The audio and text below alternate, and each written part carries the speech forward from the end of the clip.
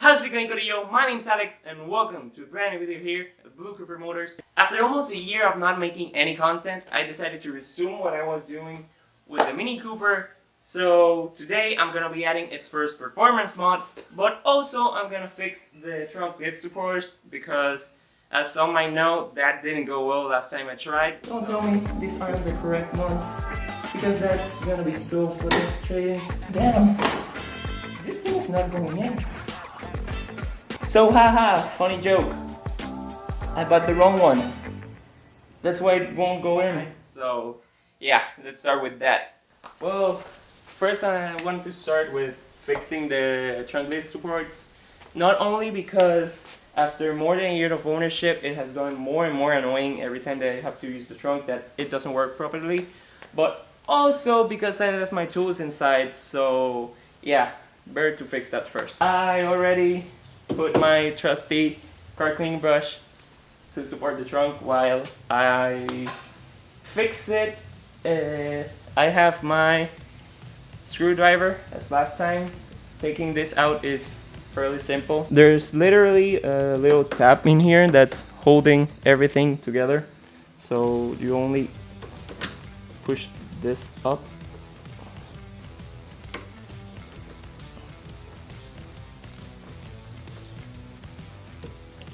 And it comes out. Same with the lower one. Same thing with the lower one. You just put it right there and pry it out. Push it up, and yeah. I had already taken one out because I had to prove to the guy at AutoZone they sold me the wrong part. So that's already done on the other side. So now I'm gonna be installing the new ones. You pry this up, then you put it right here. Oh my god, that was so easy compared to last time. I should have known from the start, but no.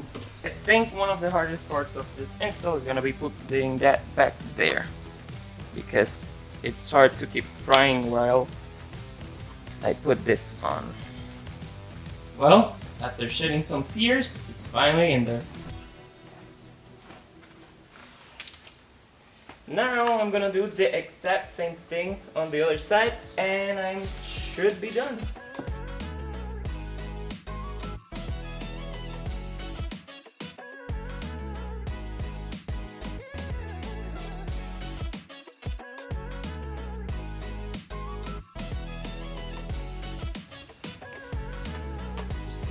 Now, the moment of truth. Moment of truth. Does it hold?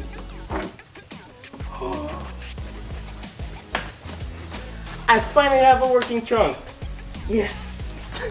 Now, for the real test, let me close it and check if it opens back up. Fully closed, and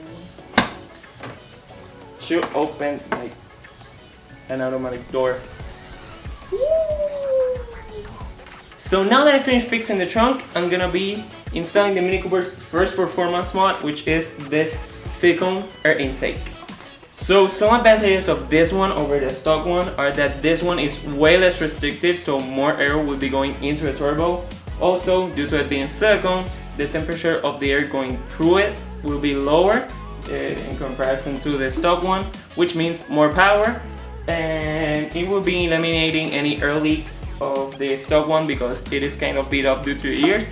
So it will be a little power gain, but not that much, but still a very cool mod.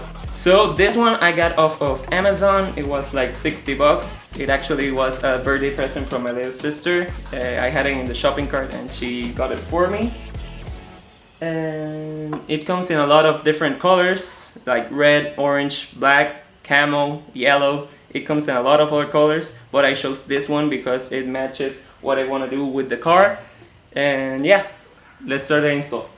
So to remove the old one, you only need a flathead screwdriver and start taking out the screws. There's one right over here. And it's already loose. Get it out. And another one down here. And when it's loose, when we take it outside, down. The old one completely broke off.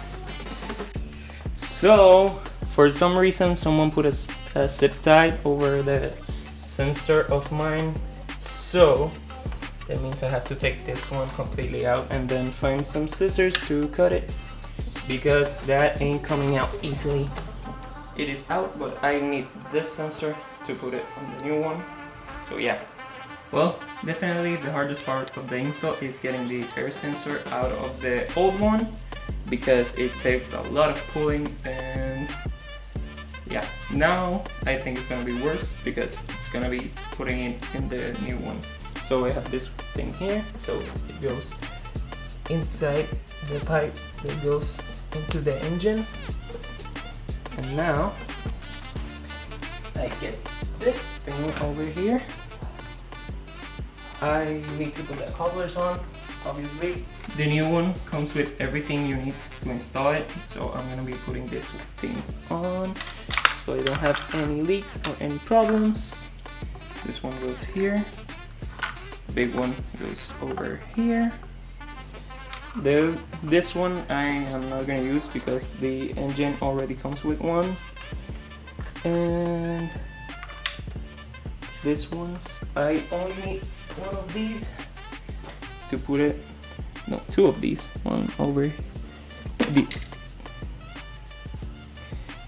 I'm gonna fetch that and I continue filming. Got it. So yeah, I'm gonna put this here and take this one out, over here, and now put it back in. So yeah, now comes the best part, which is this.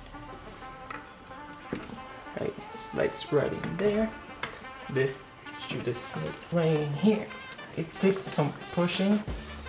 The Amazon reviews said that it took a lot of strength to put it in. I did not trust the Amazon reviews. I was just like, damn, it just must be people thinking it was gonna be an easy install. Damn, was I wrong. I've been pushing like this for a couple minutes, so I'm gonna keep going. If you're gonna do this, ask a strong friend, a ripped friend to help, just to make it hell of a lot easier, because I'm sure as hell not ripped. Trying.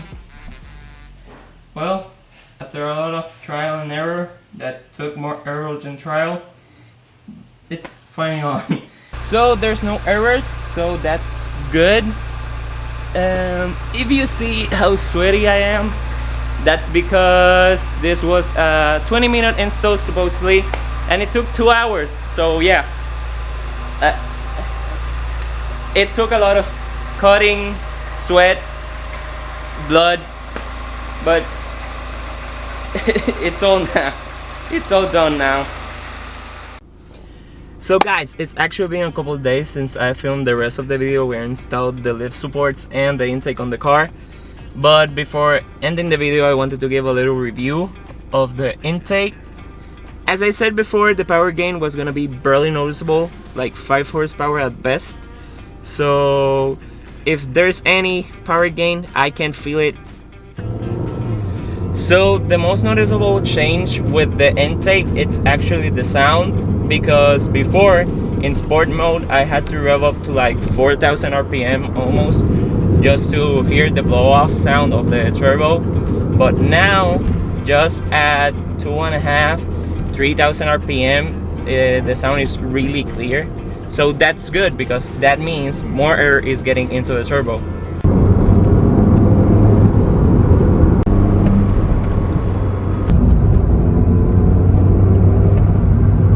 So I know you guys are not gonna get the same sound through the video that I'm getting inside of the car, but I got a few clips where you can really hear that blow off sound really clear.